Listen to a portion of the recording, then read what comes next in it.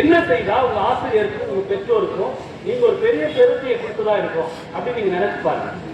ஒரு 3 ஆண்டுகளுக்கு முன்னாடி வடநாட்டுல ஒரு பெண் வந்து IAS பாஸ் பண்ணிட்டாங்க.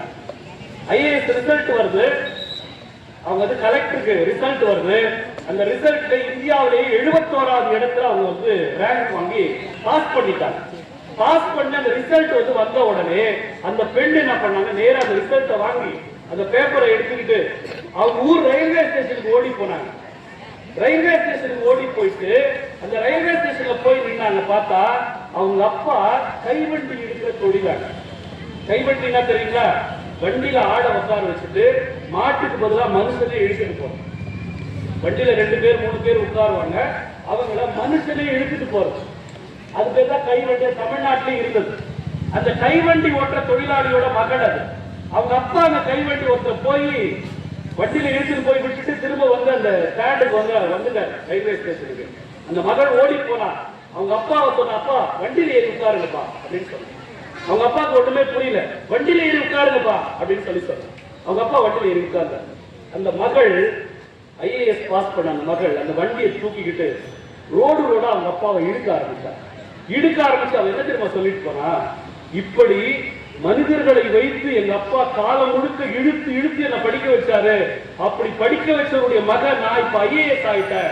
இந்தியாவில் நான் ஆட்சி பணிக்கு வந்திருக்கிறேன். எங்க அப்பாவுடைய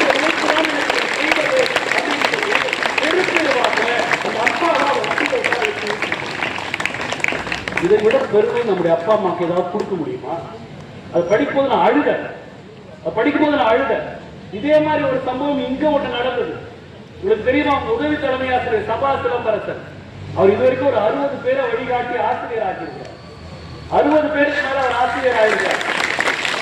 அவர் வெறும் வாத்தியார் இல்ல, வாத்தியார்களை உருவாக்குகிற வாத்தியார். அவரு ஒரு முறை அவர் உருவாக்கின ஆசிரியர்களை கூட்டி ஒரு கூட்டம் கூட்டியிருந்தார். அவரால் படிச்சு பாஸ் பண்ணி வாத்தியாரான ஆசிரியர்கள் எல்லாம் வச்சு ஒரு கூட்டம் கூட்டியிருந்தாரு. நானும் சென்னையில இருந்து அதுக்கு வந்திருந்தேன். அப்படி வரும்பொழுது அவங்க அப்பா அம்மாவை 2 பேரும் அந்த விழாவுடைய நடுவுல சேர் போட்டு உட்கார வச்சுட்டார். இப்ப முதல் தலைமுறையாக அவர் வழிகாட்டுதெல்லாம் வாத்தியாரான டீச்சர்ஸ் இருக்காங்கல்ல, அந்த டீச்சர்ஸ் எல்லாம் அவங்களே அறியாம வந்து சிலம்பரத்துடைய அப்பா அம்மா காலில் விழுந்து கும்பிட்டு நான் பார்த்தேன். உங்க மகனாலதான் நான் இன்னைக்கு வாத்தியார், உங்க மகனாலதான் எனக்கு இந்த சம்பளம், உங்க மகனாலதான் இந்த அங்கீகாரம், இது உங்களை சேர்ந்தது, நீங்கள் பெற்ற உங்கள் பிள்ளைதான் எங்களை ஆசிரியராக்கியது.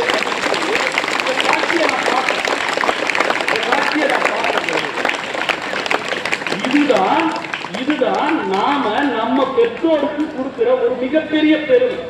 நம்ம பெற்றோருக்கு கொடுக்கிற மிகப்பெரிய பெருமை இதுதான் குழந்தைகள்.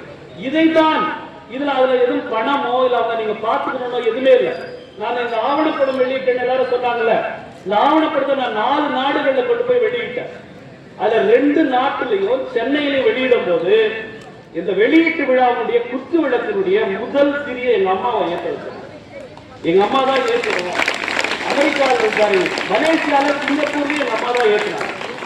எனக்கு அவங்களால கொடுக்க அந்த ஒரு சின்ன சந்தோஷம் அப்படின்னு மட்டும் தான் நான் நினைச்சேன். எங்க அம்மா ரொம்ப கஷ்டப்பட்டு இப்போ வரைக்கும் கஷ்டப்பட்டு தான் இருக்காங்க.